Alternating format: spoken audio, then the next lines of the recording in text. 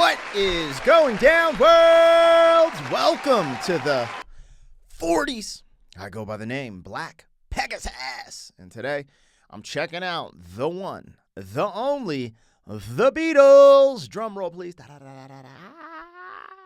The girls are screaming. All right, first time reaction to Ticket to the Ride. When you guys see me look this direction, my television screen's over there. So I see the Beatles. I see Paul McCartney and what looks like John Lennon, a young John Lennon. Wow. Anyways, I've never heard this song, so I have to read it. Read the title, Ticket to Ride, just so I don't F things up. You know how that gets. But there's still no teleprompter or script. We're just free-balling it. We're going commando today, ladies and gentlemen. The definition of commando, I'm playing. All right. If you guys are here for a first-time reaction, like, share, comment, subscribe, and welcome back to the channel. They tease him a lot, black peas on the spot. Welcome back, welcome back, welcome back, welcome back, welcome back, welcome back, welcome back, welcome back. 40. All right. Let me get the logo down and pull the video up. Don't forget to support the original content on the channel. If you want to check out my other channel, Pegasus vs. the World, over there, I do some movie reactions and travel vlogs. But over here is where I do all the music and the music reactions. If you want access to the music reactions early, I have a membership on this channel. That gives you early access. I try to update it every day. And there's a big catalog of reactions that haven't been released to the public. All that's in the description. Anyways, thank you guys for your support. Huge shout out to all the members on the channel helping me keep the lights on. Let's get it poppin', senors and senoritas. All right, we're checking this out. The Beatles, Ticket to Ride. Now, I am watching this from the Beatles channel. Let's get this out there. People are coming to this video that you're watching right now with this light-skinned dude with freckles named Black Pepper Sauce for my commentary, my reaction, my breakdown, all that stuff. I am going to push pause and talk during this reaction. All that means is what I'm doing is not a substitute for the original, right? Nobody in their right mind would come to my video to listen to the Beatles song because it's going to be interrupted with my commentary. Ding, ding. Anyways, with that being said, it is so important for you to go support the original and listen to the Beatles on their official YouTube, their official streaming platforms, and rock with the music the way it was intended. Number one, don't come to my channel complaining in the comments that I'm pushing pause and talking. Number two, record labels and copyright claim people aren't coming here to listen to the song. They're coming here for this interaction. If they want to listen to the song, I'm guiding them to the place they should hear the song. Make sense? All right, we're all on the same fucking page now. The Beatles! Ticket to Ride. Let's get it poppin', y'all. I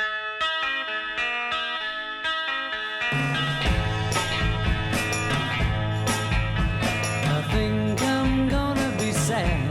I think it's today. Yeah. The girl that's driving me mad is going away. She's got a ticket to ride. She's got a ticket to ride. She's got a ticket to ride, and she don't care.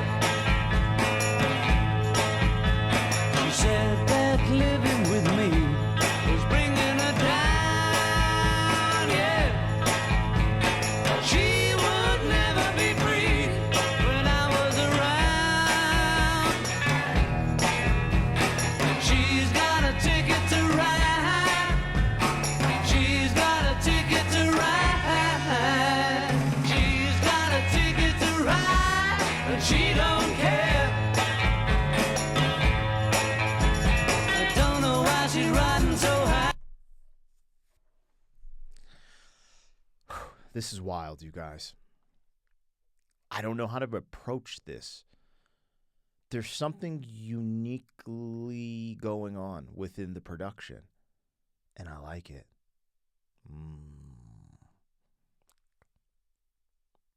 First and foremost, the way they're delivering this song, there's this hidden, it's like dark. The music feels dark. but it still feels pop friendly and catchy. Does that make sense? I don't know how to explain that. I've been trying to wrap my finger around it. Is that what you wrap your finger around it? The whole time I'm listening to it, I'm like, why does this sound catchy and like a pop song? But it sounds a little dark, a little heavier than I'm used to from the Beatles. That's the first thing I noticed. Actually, the first thing I noticed,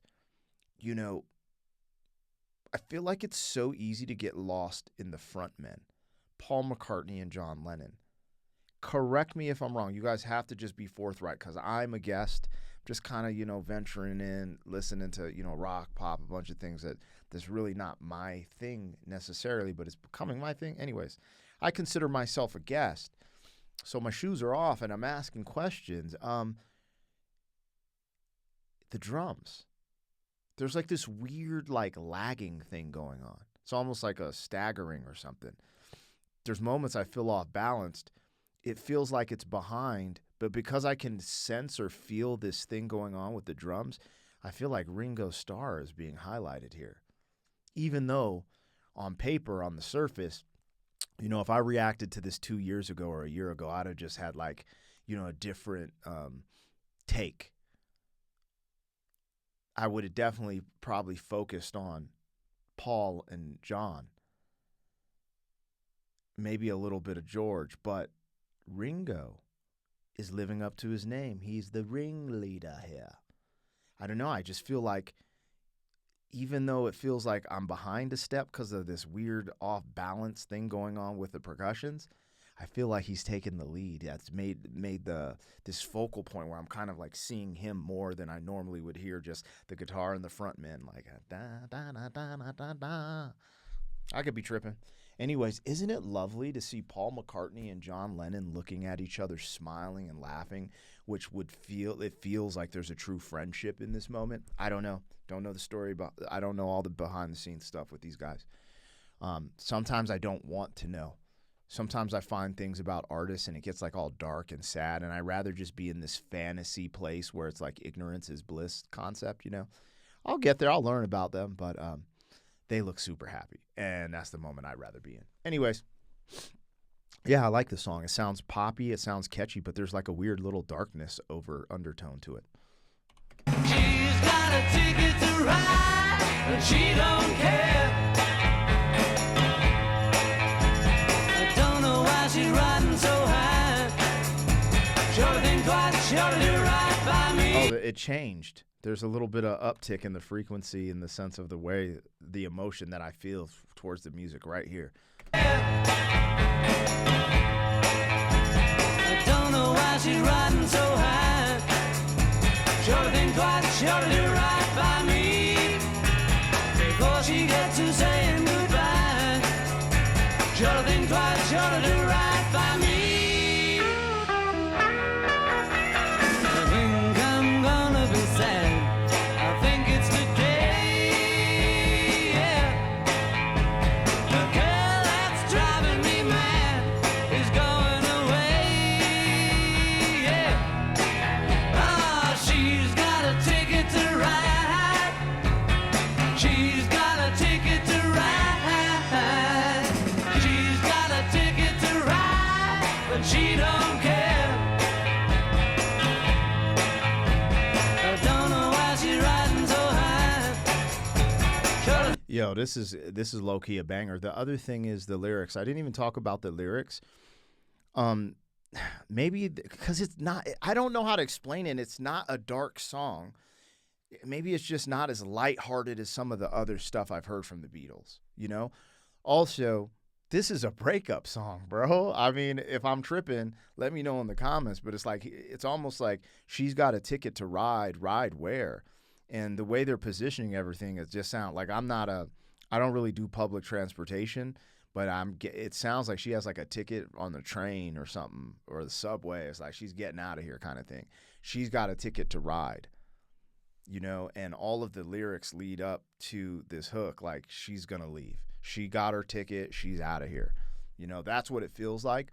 Now, there probably could be other interpretations, but from the surface level and just from what I'm picking up on, that's what the song's speaking to me. But she don't care. I love this part, this uptick in the music. Shoulda think twice, shoulda do right by me before she gets to saying goodbye. Shoulda think twice, shoulda do right by me. Said that living with me was bringing her down, yeah. She would never be free when I was around. She's got a ticket to ride. She's got a ticket to ride. She's got a ticket to ride, but she don't care. My baby don't care. My baby don't care. What is this black magic we speak of? My baby don't care. Yo, this is why I'm not a Beatles. I'm not one of the Beatles. I'm one of the Barbarics. Anyways, hold on, dog. They're kind of cooking at the end, yo. And she don't care either. She got a ticket. She got a one-way ticket. And she like, I don't give a, I'm out. I'm gone. You know what I mean? But she don't care. My baby don't care. My baby don't care. My baby don't care. My baby don't care. That's the hardest part of the song to me. This is fire right here. Don't care.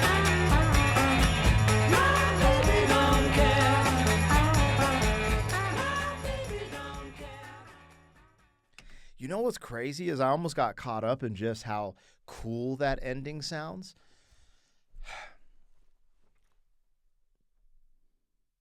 But it leaves on a brighter note. Like it kind of leaves on, no, actually. It's kind of like hypnotized. My baby don't care. And it's just like hitting you back to back and you kind of just end.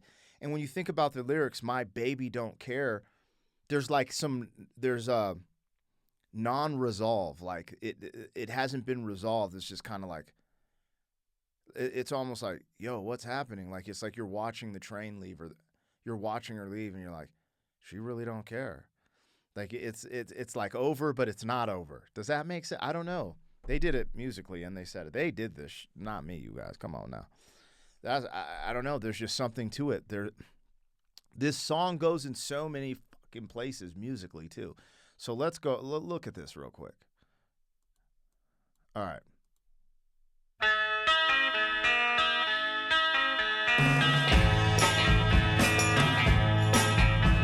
I think I'm gonna be sad. I think it's today. Yeah. The girl that's driving me mad is going. So with that drum pattern, it's like, I don't know, it's like staggered. Even the way they're playing is just like, it's kind of awkward, but it just works.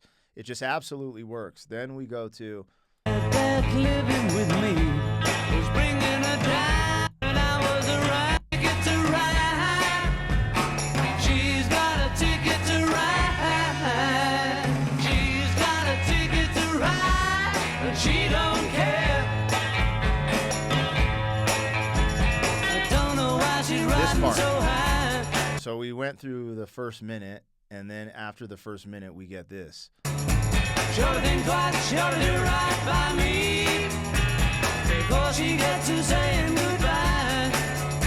Sure think twice, sure to do right by me. Then we dance between both of those concepts until we get to about right here. She's got a ticket to ride. She's got a ticket to ride, but she don't care. My baby don't care. My baby don't care. My baby don't care.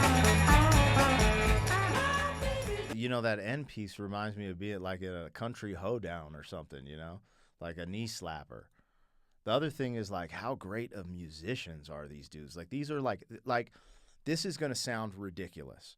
And I didn't come up with this concept myself. I was doing a reaction for NSYNC and the Backstreet Boys, and I asked Google and AI, who is the #1 boy band of all time? And it said the Beatles. I was like, dog, they're not a boy band. Like, I felt like the definition and classifications of a boy band, you know, the musicianship of the Beatles is so redunculous.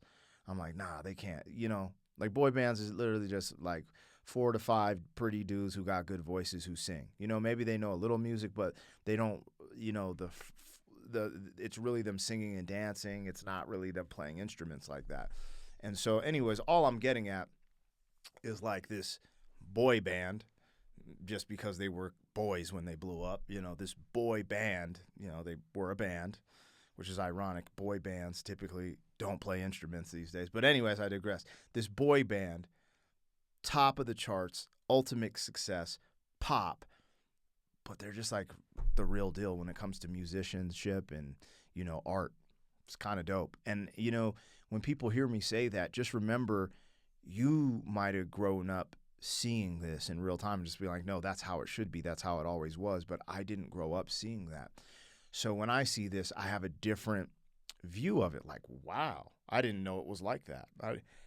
You know, you might have a different. So when I say things like that, it's not like a disrespectful thing. It's just, again, from an outsider's perspective, like, oh, shit. You know, imagine if every person in Backstreet Boys was like playing an instrument while they were performing. You know what I'm saying? Which maybe they all do play instruments, but I mean, musically, these brothers sat down together, wrote the music, wrote the lyrics. You know, there's a lot of different things, dynamics, you know, that could shift. But I just think it's incredible, and I wasn't privy to it, so I'm giving them their flowers. That's it.